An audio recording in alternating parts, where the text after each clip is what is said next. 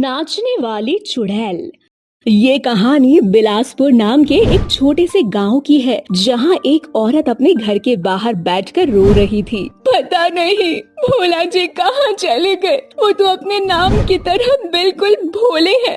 पता नहीं कहाँ चले गए। कल रात से उन्हें ढूंढ रही हूँ, मिल ही नहीं रहे।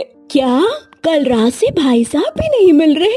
अरे बहन, कहीं तुम्हारे पति भी बाकी आदमियों की तरह गायब तो नहीं हो गए? अरे वो कोई जादूगर थोड़ी ना है जो गायब हो जाएंगे। यहाँ मेरा पति मुझे मिल नहीं रहा कल रात से, और तुम मेरा दुख जानने के बदले मुझसे मजाक करने आई हो। अरे बहन, मैं मजाक नहीं कर रही, मैं सच बोल रही हूँ। कुछ दिनों से अपने गांव के आदमी रात को लापता हो रहे। किसी को कुछ पता नहीं चलता कि आदमी गए तो गए कहाँ। अभी कुछ दिन पहले दिव्या भारती और अनुष्का के पति भी गायब हो गए। क्या तुम सच बोल रही हो? सारे आदमी जा रहे हैं रात को, ऐसा क्या होता है? यही बात तो सोच सोच कर सभी गाँव वाले परेशान हो रहे हैं बहन। मेरा पति भी कहीं गायब न हो जाए, इसीलिए मैं उनके हाथ पर खाट से बांध कर रखती हूँ ताकि वो कहीं जा ही ना सके। तुम बिल्कुल सही करती हो बहन, पर मैं क्या करूं? मेरा पति तो गायब हो गया ना।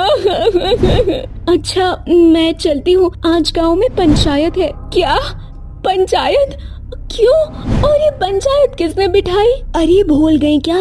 अभी तो मैंने तुम्हें बताया कि गांव में एक एक करके सभी आदमी रात में गायब हो रहे हैं। बस इसीलिए गांव वालों ने मिलकर पंचायत बैठाई है। आज रात को हम पता लगा लेंगे गांव के सभी आदमी कहाँ जा रहे हैं, उनके साथ क्या हो रहा है, आखिर कौन है इन सब के पीछे। अच्छा रुको, मैं भी चलती हूँ, क्या पता मेरा पति भी मिल जाए। हाँ हाँ चलो। प्रिया अपनी गांव की औरतों के साथ पंचायत में जाती है, जहाँ सरपंच सभी गांव वालों से बोल रहा होता है। ये एक बहुत गंभीर समस्या है। हम सभी गांव वालों को मिलकर इसका सामना करना होगा और जल्द से जल्द पता करना होगा कि गांव के सभी आदमियों के साथ क्या हो रहा है। इसलिए मुझे आप सभी गांव वालों का साथ चाहिए।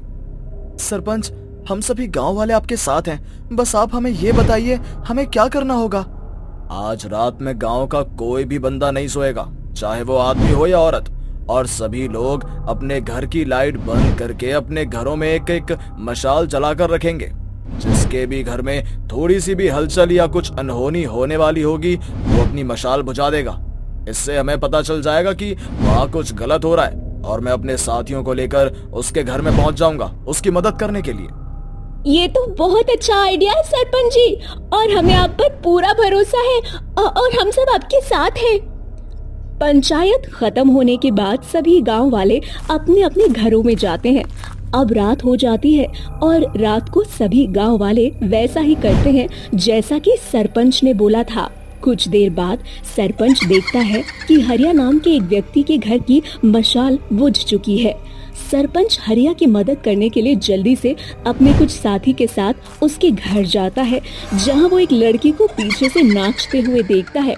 उसको नाचते हुए देख सरपंच घर की लाइट जलाता है और उससे बोलता है, कौन हो तुम और इस तरह से हरिया के घर में क्यों नाच रही हो? सरपंच के इतना बोलते ही चुड़ैल पीछे मुड़ती है और सरपंच उस लड़की का चेहरा देखकर बोलता है, चंदा बेटा, तू वो भी इस वक्त हरिया के घर में क्यों नाच रही है? मैं तेरी बेटी चंदा नहीं, सुमन हूँ, और जो मेरा नृत्य देखेगा मैं उसे अपने साथ जंगलों में ले जाऊंगी और वहाँ उसकी बलि चढ़ा दूंगी। हा हा हा हा। पर मैं तुझे ऐसा कुछ नहीं करने दूंगा चुड़ैल। पहले तो तूने मेरी बेटी के शरीर पर कब्जा किया और अब मेरे ही गांव से एक एक करके आदमियों को मार रही है। तू मेरा कुछ नहीं बिगाड़ पाएगा सरपंच, क्योंकि मैंने इसके सामने नृत्य किया है। इसने मेरे नृत्य का सुख भोगा है, इसीलिए दक्षिणा में मुझे इसकी जान चाहिए। इतना बोलकर चुड़ैल सरपंच के सामने ही हरिया को उठाकर अपने साथ जंगल में ले जाती है और सभी गांव वाले हरिया को बचाने के लिए जंगल जाते हैं। परंतु तब तक चुड़ैल हरिया को लेकर गायब हो जाती है और उसे मारकर खा जाती है। अगले दिन एक बार फिर पंचायत बैठती है और सरपंच सभी गांव वालों से बोलता है, मैं आपसे माफी मांगता हूँ, मैं हरिया की जान नहीं बचा सका। उस नाचने वाली चुड़ैल ने मेरी बेटी को अपने कब्जे में कर रखा है और वो मेरी बेटी के जरिए आदमियों को मार रही है। मुझे कुछ समझ नहीं आ रहा कि मैं क्या करूं। सरपंच जी, आप माफी मत मांगिए। आप हमारे गांव के सबसे अच्छे मुखिया हैं। आपने हमारे लिए बहुत कुछ किया है और हमें मालूम है कि आगे भी करते रहेंगे। हम सभी गांव वाले आपके साथ हैं। सरपंच जी, हम सभी गांव वाले आपके साथ मिलकर आपकी बेटी को उस नाचने वाली चुड़ैल के चंगुल से आजाद करवाएंगे। पर मुझे समझ नहीं आ रहा कि वो कौन है जो हमारे गांव में आई है। आखिर वो हमसे क्या चाहती है सरपंच जी?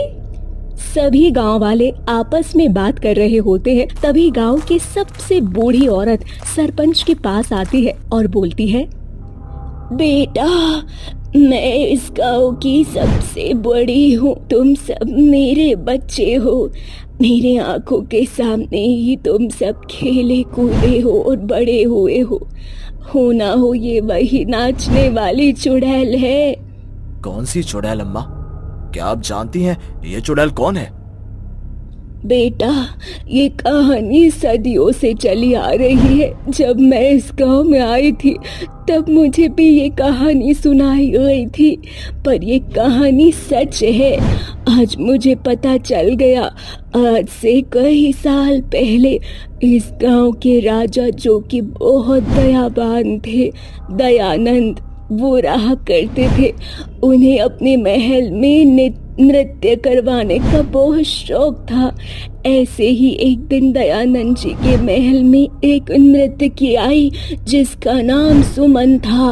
उसने काफी देर तक राजा के सामने नृत्य किया और नृत्य खत्म होते ही उसने राजा से कहा। फ्लैशबैक। महाराज जी, आपको मेरा नृत्य कैसा लगा? आप मुझे इस अद्भुत नृत्य के लिए क्या उपहार देना चाहेंगे? जो तुम मांगो सुंदरी नृत्य का। राजा जी, मैं आपसे बहुत प्रेम करती हूँ। मैंने सुना है आप अपने नाम की तरह बहुत दयालु हैं। इसीलिए मैं आपके सामने अपने विवाह का प्रस्ताव रखती हूँ। क्या आप मुझसे विवाह करेंगे? ये तुमने सोच भी कैसे लिया? क्या तुम नहीं जानती हमने क्या संकल्प लिया है? हमारी केवल एक ही रानी है और वही हमारी आखिरी सांस तक रहेगी। भले ही आज वो हमें छोड़कर जा चुकी है, पर आज भी हम पूरी तरह से उनके हैं। उनके अलावा हम किसी और के बारे में सोच भी नहीं सकते। अगर आपने हमसे विवाह नहीं किया तो हम आपके दरबार में यही नाचते नाचते अपना दम तोड़ देंगे।